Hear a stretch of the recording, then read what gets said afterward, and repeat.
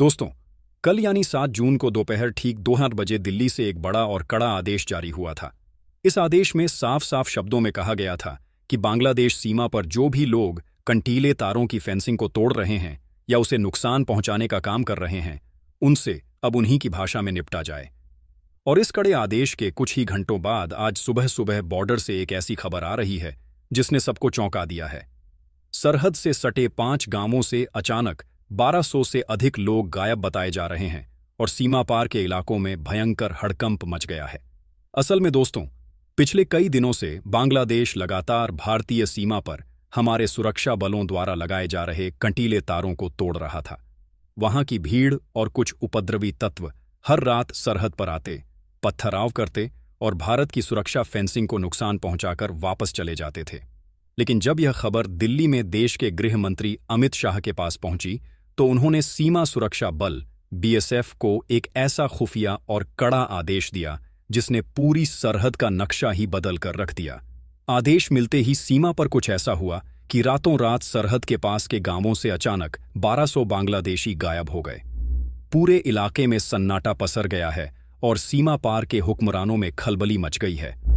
इस बड़ी घटना के तुरंत बाद बांग्लादेश के विदेश मंत्री खलील उर रहमान ने घबराकर भारत पर बहुत बड़ा आरोप लगा दिया है। उनका कहना है कि इन 1200 लोगों के अचानक गायब होने के पीछे भारत की सेना और हमारी बीएसएफ का हाथ है। अब आप खुद सोचिए, खलील उर रहमान वही नेता हैं जिन्हें अभी कुछ समय पहले संयुक्त राष्ट्र महासभा यूएनजीए के 81वें अधिवेशन का अध्यक्ष चुना गया है, और जैसे ही इनके हाथ में यूएनए की यह बड़ी कुर्सी आई, इन्होंने भारत के खिलाफ अंतर्राष्ट्रीय मंच पर एकतरफा प्रस्ताव पारित करवा दिया।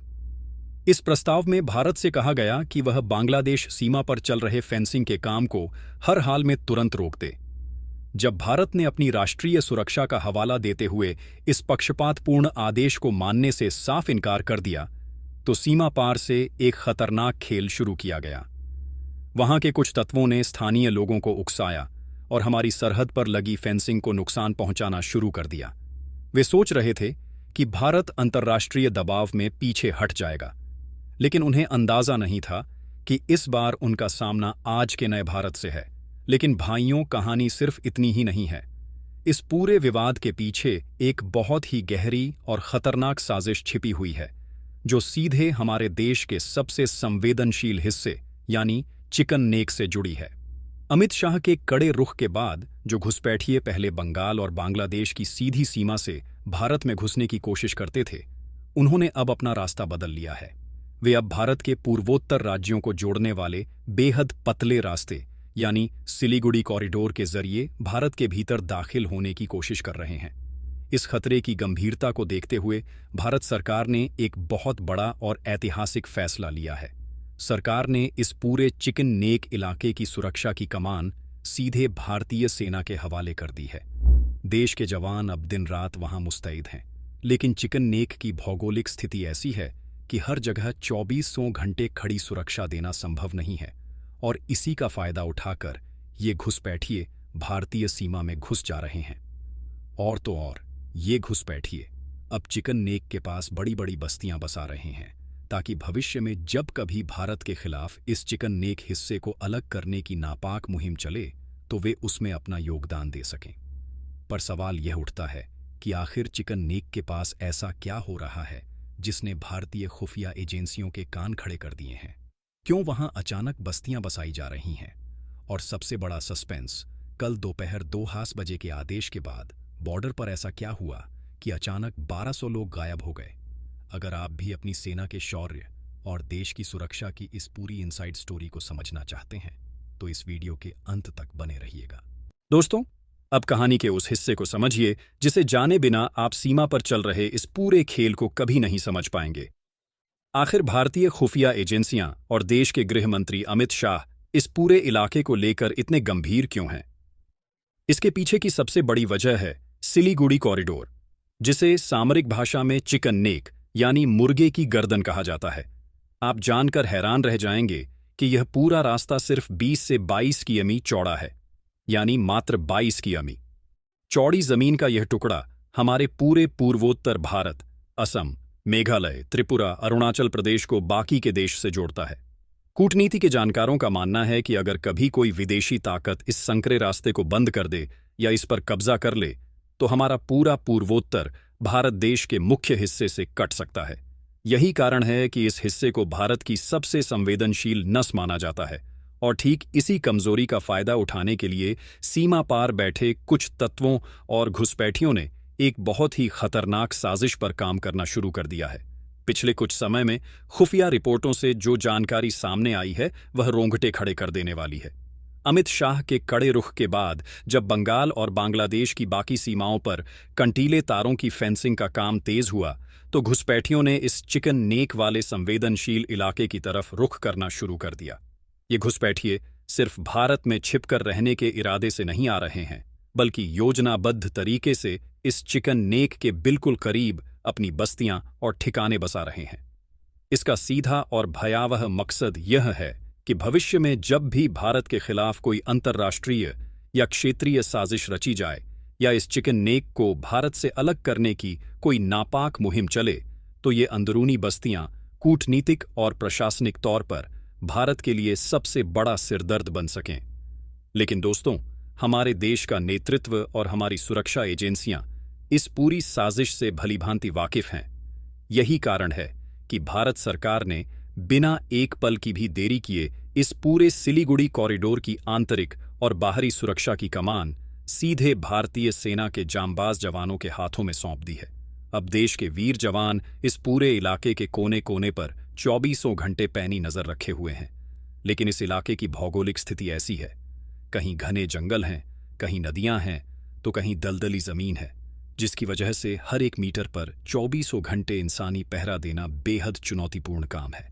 और इसी प्राकृतिक बनावट का गलत फायदा उठाकर ये घुसपैठिए चोरी छिपे भारतीय सीमा के भीतर कदम रखने की हिमाकत कर रहे थे।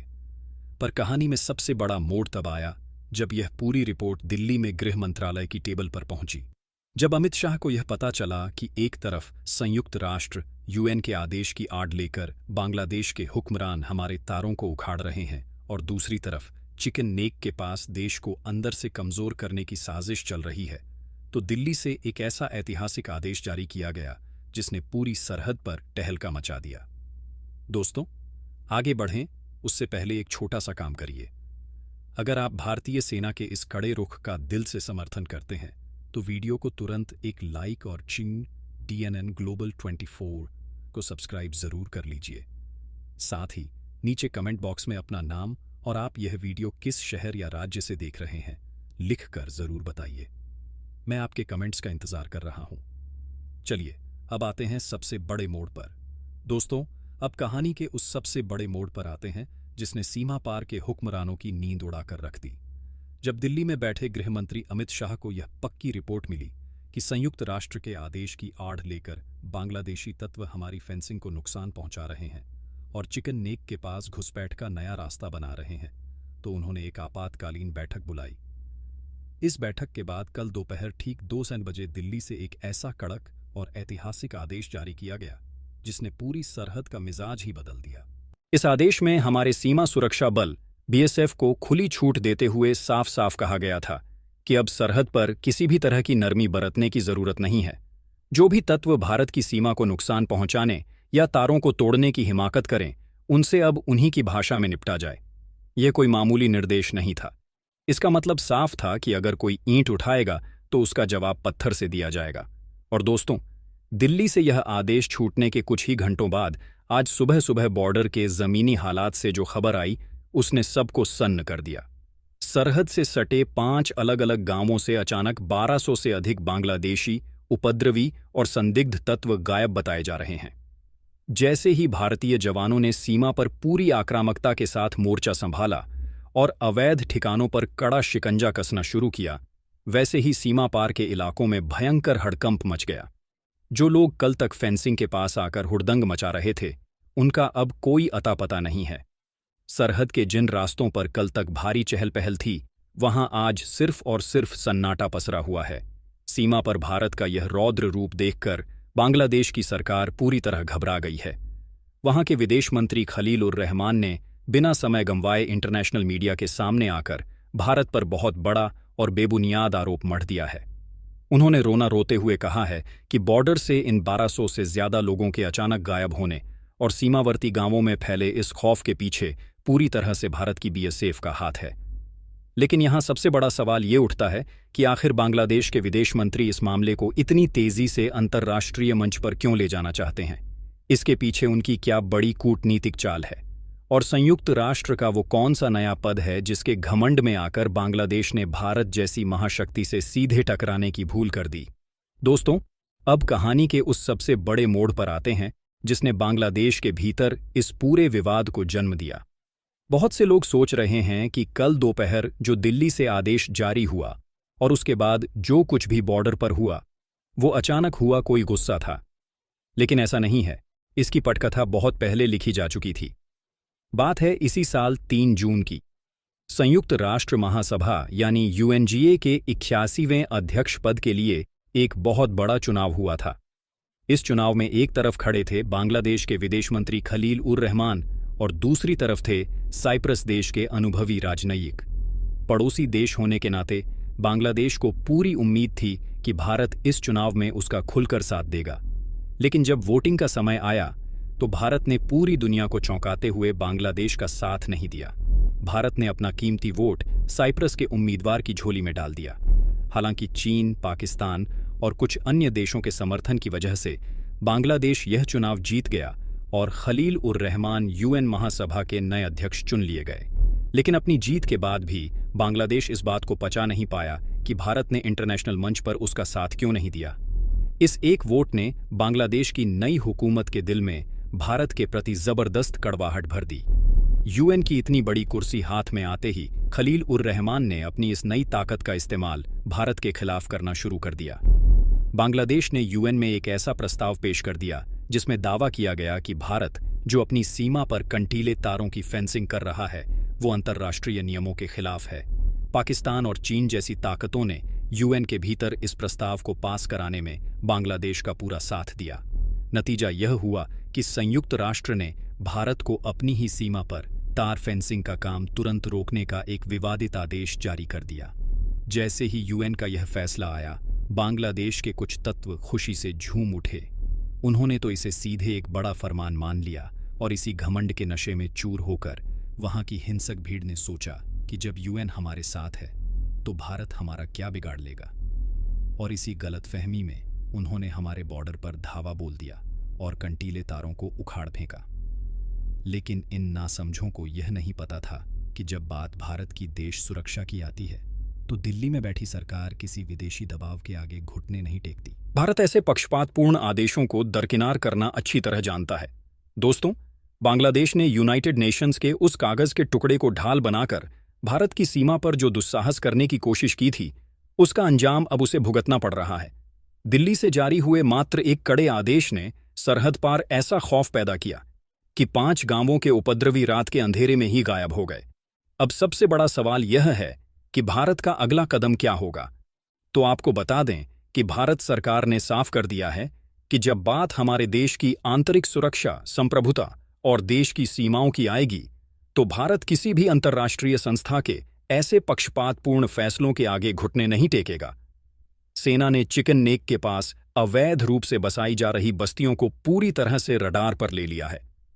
खुफिया एजेंसियों ने साफ कर दिया है कि देश की इस मुर्गे की गर्दन को दबाने की साजिश रचने वाले हर एक घुसपैठिए को चुन चुनकर बाहर निकाला जाएगा। सीमा पर फेंसिंग का काम 1 सेकंड के लिए भी नहीं रुकेगा, बल्कि उसे और आधुनिक तकनीकों के साथ दोगुनी रफ्तार से पूरा किया जाएगा। बांग्लादेश के हुक्मरान ये अच्छी तरह समझ लें कि यह आज का आत्मनिर्भर और मजबूत भारत है जो अपनी सीमाओं की रक्षा करना भी जानता है और दुश्मनों को उनकी सही जगह दिखाना भी। इस पूरे बड़े विवाद पर आप लोगों की क्या राय है? क्या भारत को अपनी राष्ट्रीय सुरक्षा के लिए ऐसे बाहरी देशों के दबाव को पूरी तरह ठेंगा दिखा देना चाहिए? अपने विचार नीचे कमेंट बॉक्स में लिखकर जरूर साझा करें। अगर आपको देश की सुरक्षा से जुड़ा हमारा आज का यह कड़क विश्लेषण पसंद आया हो तो इस वीडियो को एक लाइक जरूर दीजिएगा और देश के अन्य नागरिकों तक सही जानकारी पहुंचाने के लिए इसे ज्यादा से ज्यादा शेयर करें। अगर आप हमारे DNN ग्लोबल 24 विन पर नए हैं और देश दुनिया की कूटनीति को इसी तरह आसान और सरल भाषा में समझना चाहते हैं तो आविड DNN ग्लोबल 24 को सब्सक्राइब करके बेल आइकॉन को जरूर दबा लें ताकि हमारी आने वाली कोई भी महत्वपूर्ण वीडियो आपसे मिस ना हो। अपना कीमती समय देने के लिए आप सभी दर्शकों का बहुत बहुत धन्यवाद। मिलते हैं आपसे अगले वीडियो में किसी नए और बड़े विश्लेषण के साथ। तब तक के लिए जय हिंद, जय भारत।